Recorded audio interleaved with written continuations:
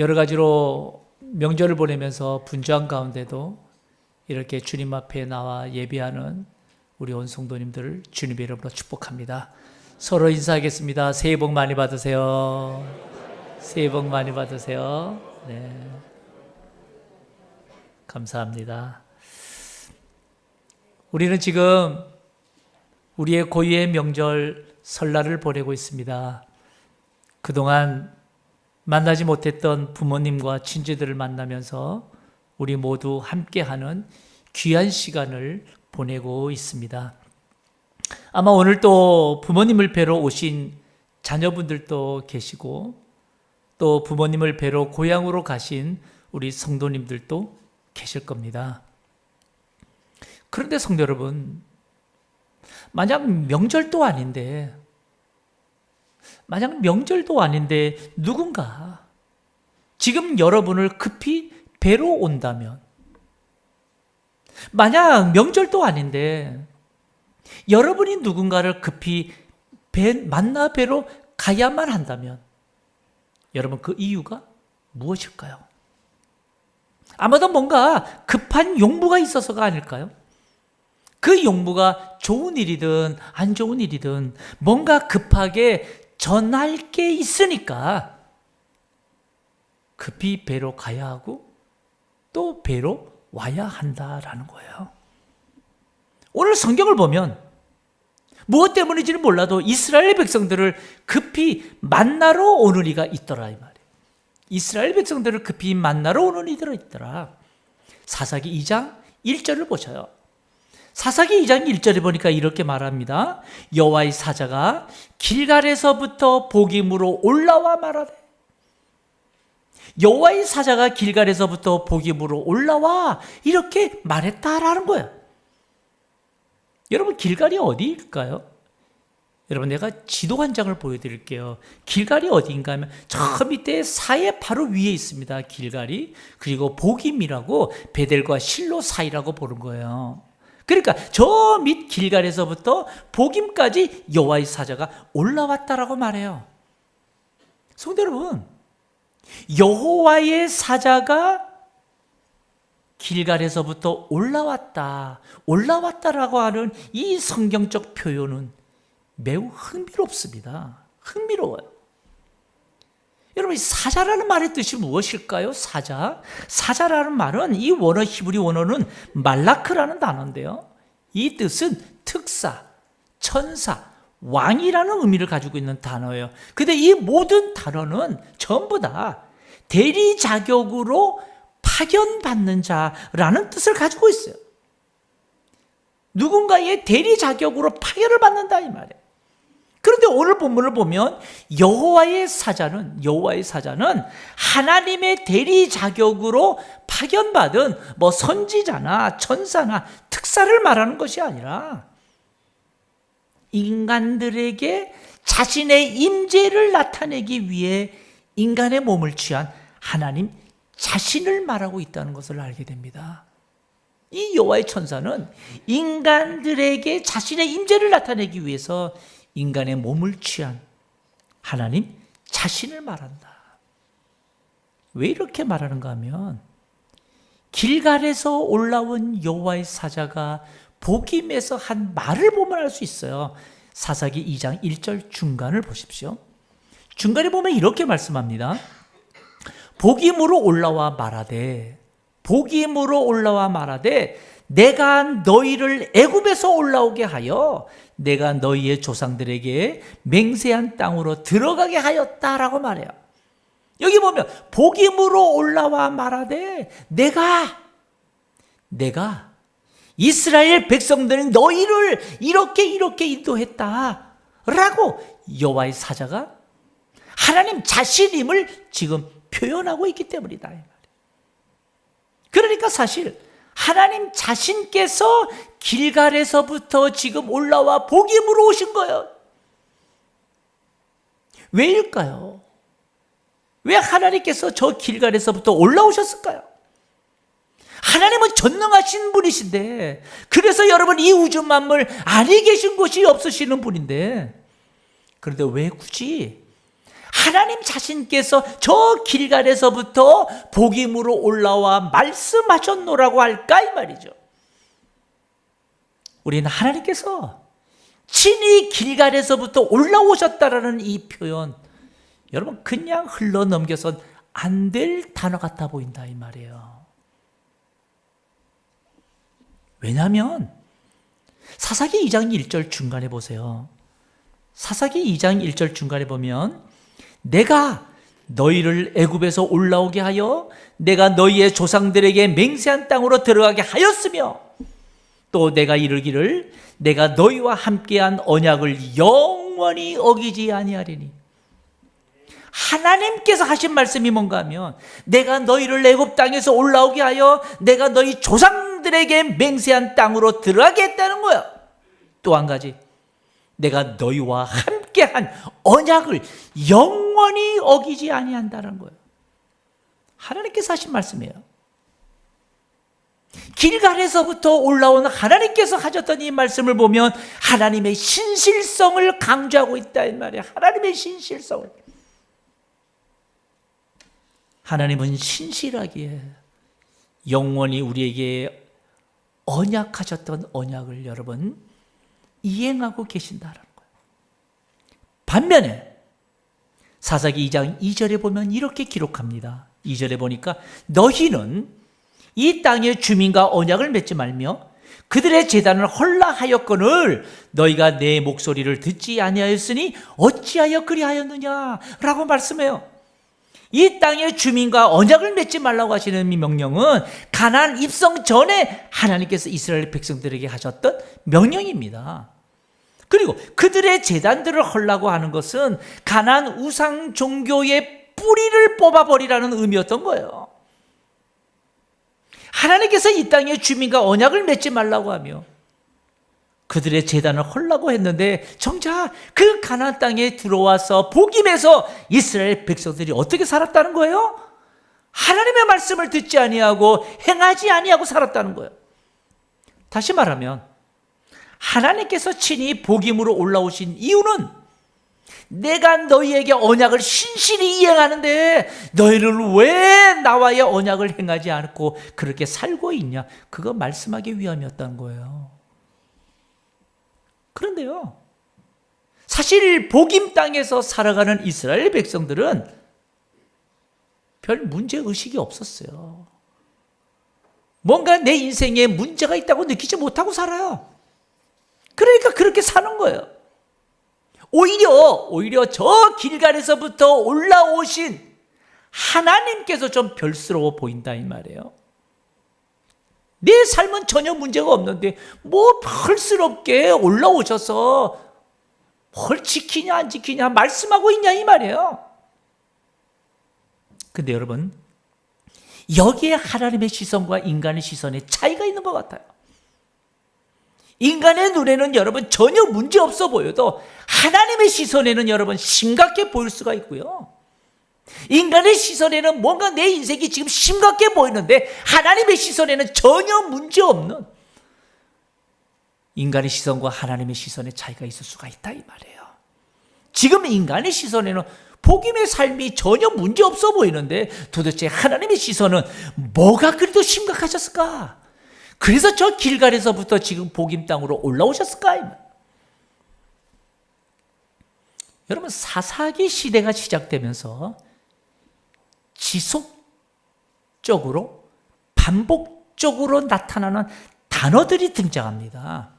그 반복되는 단어들이 뭔가 하면 사사기 1장 19절 중간에 보세요. 사사기 1장 19절 중간에 보면 골짜기의 주민들은 철병거가 있으므로 그들을 쫓아내지 못하였으며 라는 단어들이 앞으로 지속 반복적으로 나와요. 그들을 쫓아내지 못하였다. 사사기의 시작과 함께 이상하게도 이스라엘의 모든 지파들마다 공통적으로 등장하기 시작하는 단어, 그들이 쫓아내지 못했다는 거예요. 심지어 쫓아내지 않았다고 기록하고 있습니다. 쫓아내어야 될 가나안 족속들을 이들이 쫓아내지 못했다라고 하는 것은 쫓아낼 만한 뭔가 힘이 약했든지 뭔가 부족한 것이 있다는 것을 의미하는 거겠죠. 그렇다면 길갈에서부터 급히 올라오셔서 너희가 내 목소리를 듣지 아니하였으니 어찌하여 그리하였느냐라는 하나님의 말씀과 이들이 정작 가나안 땅 이 복임에서 가나안 족속들을 쫓아내지 못하였다라는 이들의 실상과 뭔가 연관이 있는 것 아닌가라는 거예요. 뭔가 연관이 있어 보이지 않냐 이 말이죠. 제가 이렇게 말씀드리는 이유는 저와 여러분 역시 우리 이 세상 현재의 내 삶에 뭔가 세상 앞에 내 힘이 약해서 뭔가 이겨내지 못하는 상황과 하나님 말씀을 듣지 아니하고 행하지 않는 삶과 연관이 있다면 어쩌냐라는 거예요. 연관이 있다면 어쩌냐? 왜 이런 말씀을 드리는가 하면 여러분 하나님께서 어디에서 어디로 올라오셨다고 했나요? 길갈에서부터 복임으로 올라오셨다고 말씀했어요. 1절을 다시 보셔요. 1절을 보면 여호와의 사자가 길갈에서부터 복임으로 올라와 말하되 도대체 복임이라는 삶이 뭐냐 이 말이에요. 왜 복임으로 오셨다고 말할까? 여러분 이 복임이라는 지명의 이름이 매우 의미심장해요. 복임의 이 지명의 뜻이 뭔가 하면 우는 자라는 뜻을 가지고 있어요. 우는 자. 그러니까 지금 복임이라는 지명이 주는 히브리어의 이 의미는 이미지는 이스라엘 백성들이 사는 이 복임 땅에서는 지금 많은 이들이 울고 산다 이 말이에요. 울고 산다 이 말이에요. 이 복임 땅에는 통곡하면서 지금 사는 불행한 인생들이 많다는 거예요. 문제는 그렇게 사는 자들이 누구이냐 이 말이에요. 그렇게 사는 자들이 누구일까요? 이스라엘 백성들이에요.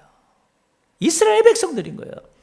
그들이 복임 땅에서 겉으로 보기에는 아무런 문제 없이 사는 것 같지만 정작 그들이 처한 현실 앞에, 그들이 처한 상황 앞에, 어떤 도전 앞에도 그걸 이겨낼 만한 힘이 부족해서 정복하지 못하고 이겨내지 못하고 그래서 내쫓지 못한 채 그저 세상 눈치 보며 기죽으며 피눈물 흘리며 사는 자의 삶을 살고 있던 거야. 복임, 우는 자들의 땅이야. 그런데 그 우는 자들이 누구라고요? 하나님의 자녀, 이스라엘 백성들, 하나님의 백성들이었던 거예요.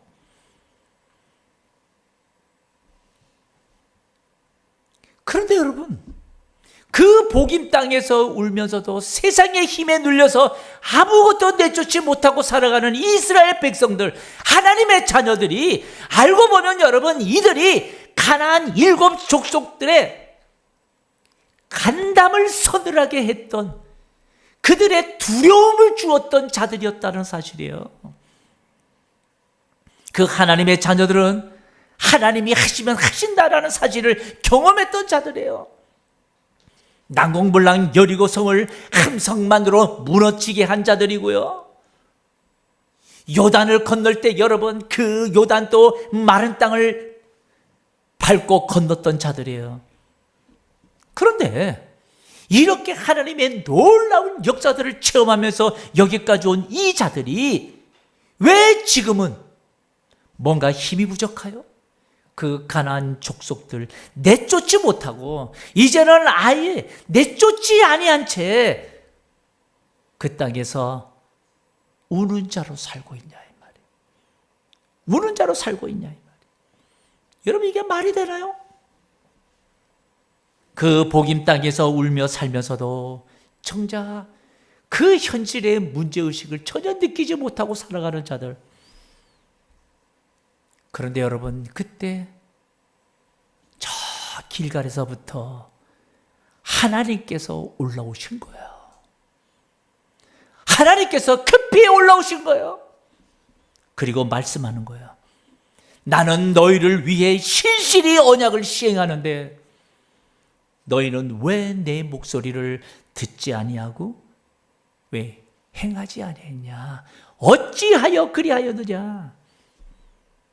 마치 하나님의 자녀들이 아무런 능력도 없이 능력을 다 잃어버린 채 주눅들어 세상 앞에서 슬피 울며 기죽으며 좌절하고 낙심하며 살아가는 것이 마치 불순종의 원인임을 하나님이 말씀하고 있는 것 같다라는 거죠.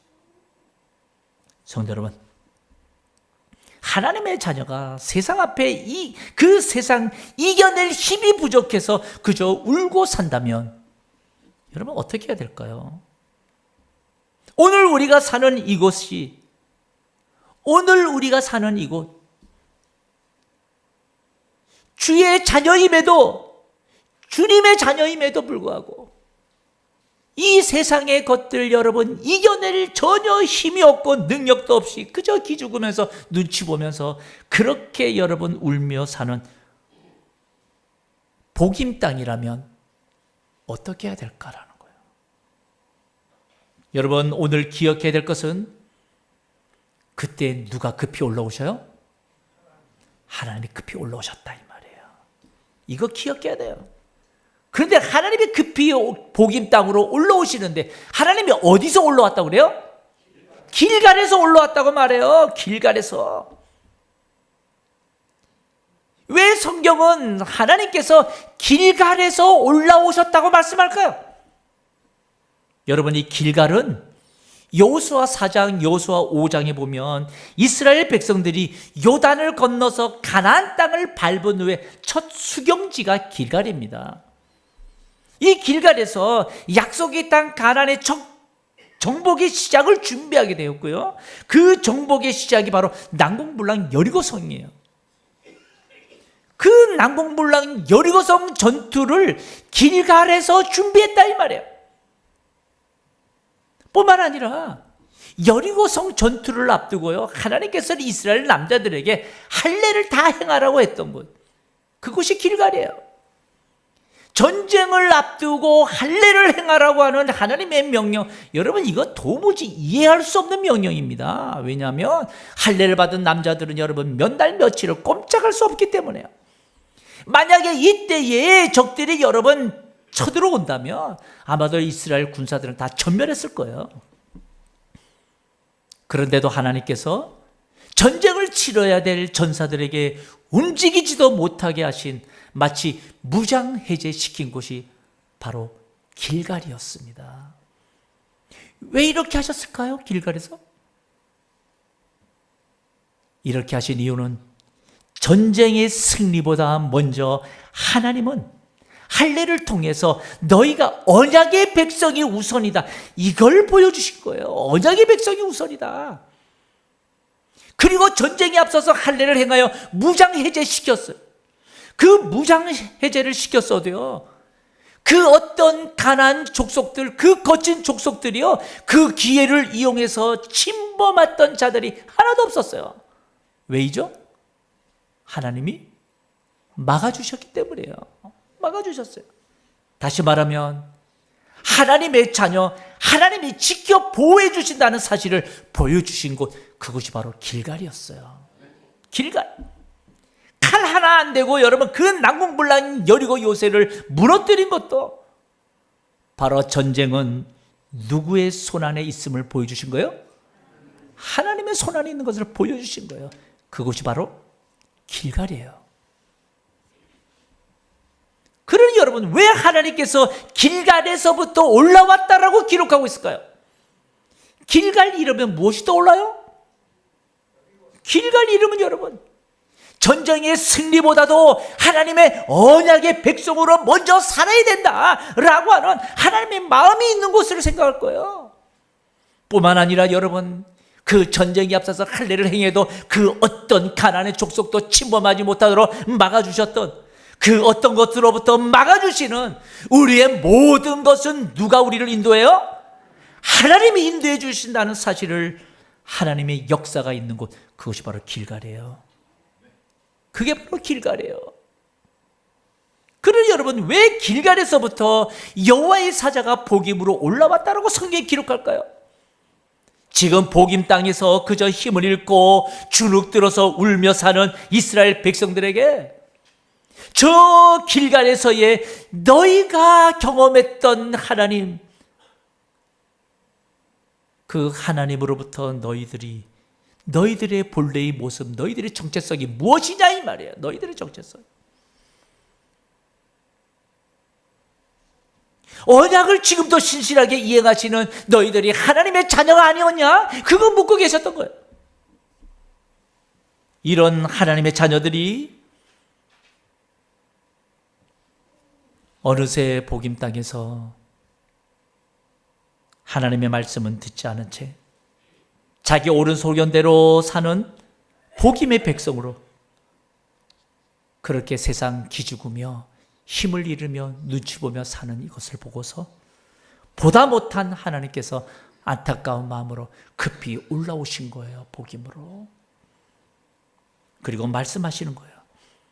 나는 너희를 위해서 끝까지 약속을 시행하고 있는데 왜 너희는 내 말을 듣지 않고 행하지 않고 그렇게 울며 기죽으며 사냐고 현재의 불신앙을 심각하게 짚고 계신 듯하다 이 말이에요. 그런데 성도 여러분, 저와 여러분에게는 길갈에서 만난 어제의 하나님이 우리들에게 다 있지 않나요? 지난날 과거 내가 정말 죽을 만큼 힘들고 어려웠던 내 삶의 상황과 환경, 그때 날 구해주신 분이 하나님이신 것. 지난날 내 옛날에 그 좌절과 낙심으로 있을 때에 그래서 내 삶이 이제 마지막이라고 고백했던 그 삶에 하나님이 나를 오늘 여기까지 인도해 주셨던 어제의 하나님, 우리에게는 경험 있잖아요. 그래서 우리는 이런 고백을 합니다. 하나님이 내 삶의 걸음걸음을 인도해 주심을 믿습니다라고 우리는 오늘 또 고백하고 사는 거예요. 우리에게는 여러분 지난날 길갈에 하나님을 만난 경험들이 다 있어요. 그런데 안타까운 것은 그랬던 우리가 어느새 이 땅에 살면서 지금 현재는 어떤가 이 말이에요. 어떤가 이 말이에요.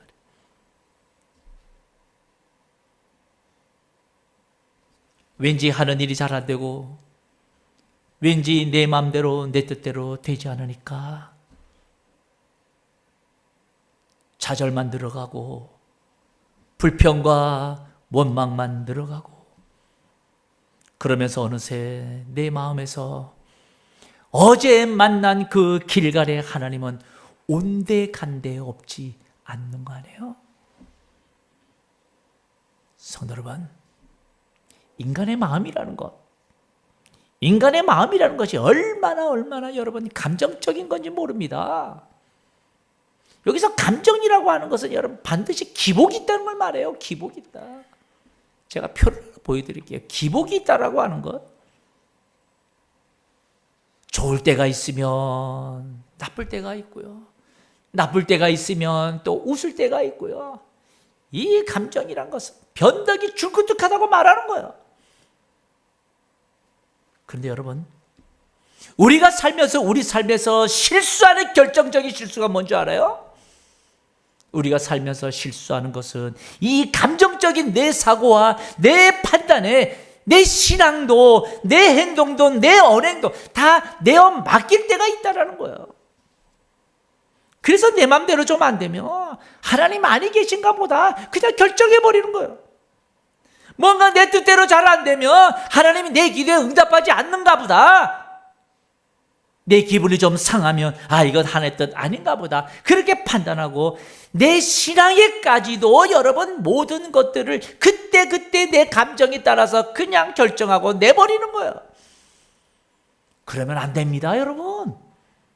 감정에 치우치는 신앙은 어제 길갈의 하나님을 오늘 이 복임 땅에서 여러분 금방 잊어버리고 부인하고 불순종으로 살게 됩니다. 성도 여러분, 저는 믿어 의심치 않는 것은 전 오늘 이 시대에도 하나님께서 길갈에서부터 복임으로 올라오신다고 전 믿어요. 길갈에서부터 하나님께서는 복임으로 올라오신다고 믿어요. 오늘 내 삶에 내가 좌절해 하고 있다면 내게 올라오셔서 어제까지 너를 누가 인도해 주었냐? 길갈의 하나님이 말씀하실 거예요. 내가 오늘 낙심하고 그래서 내가 좌절하고 있다면 저 길갈에서의 하나님이 내게 올라오셔서 내게 말씀하실 거예요. 지난날 하나님이 하시면 하신다라고 고백했던 그 고백 누가 하겠냐? 하나님이 말씀하실 거예요. 지금도 여러분 저뿐만 아니라 여러분들에게도 하나님이 저 길갈에서부터 올라오셔서 낙심하고 좌절하고 의심하고 있는 여러분들에게 올라오셔서 말씀하실 거예요. 때로는 성경을 통해서, 때로는 주의 종의 설교를 통해서, 때로는 사람을 통해서, 상황과 환경을 통해서 내 신앙 양심에 내 눈과 귀에 들리도록 말씀하신다는 사실이에요. 성도 여러분, 어제의 하나님이나 오늘의 하나님은 동일하십니다. 길갈에서의 하나님도 복임에서의 하나님도 여러분 동일하신 한 분 하나님이셔요. 단 하나님 말씀보다도 내 감정에 의존해 사는 내가 자꾸 변해버리는 거예요. 내가 자꾸 변해버리는 거예요. 변덕이 줄곧 듯한 거예요. 내가 감정적인 신앙인이기에 세상 힘 앞에 쫓아내지 아니하는 불신앙으로 힘을 잃고 울며 복임 땅에 살고 있는지도 몰라요. 여러분, 복임 땅에서 힘을 잃고 살아갈 때 그것으로부터 벗어날 방법은 하나예요. 그게 뭘까요? 사사기 2장 5절에 보세요. 사사기 2장 5절에 보면 이렇게 말씀합니다. 그러므로 그곳을 이름하여 복임이라 하고 그들이 거기서 여호와께 뭘 드려요? 제사를 드렸더라. 그들이 거기서 여호와께 제사를 드렸더라. 거기서 그들이 하나님께 예배했다는 거예요. 예배했다. 복임 땅에서 하나님 목소리를 듣지 않던 이들이 새롭게 하나님 말씀 앞에 엎드리고 하나님의 권위 앞에 예배하며 말씀에 순종했다라. 이것이 너희들이 이 땅에서 살 길이다라는 사실을 하나님 말씀하신 거예요. 그렇기 때문에 여러분, 우리 안에는 예배가 살아나야 우리의 신앙도 살아나고 우리 삶도 살아날 수가 있습니다. 바로 고운하옵기는 성도 여러분, 저와 여러분이 사는 오늘의 현실, 이 시대는요, 믿는 자들도 힘을 잃게 하는 어둡고 여러분 아주 영악한 시대입니다. 이 세상이 여러분 우리에게 대놓고 신앙을 잃게 하는 것이 아니에요. 얼마나 그리스도인들조차도 알아차리지 못할 정도로 신앙인들에게 무능함을 주는 이 세상이 여러분 얼마나 영악한 시대인지 몰라요. 스스로 침몰한지도 모르고 침몰시키는 정말 두려운 시대, 영악한 시대, 영적으로 음란한 시대.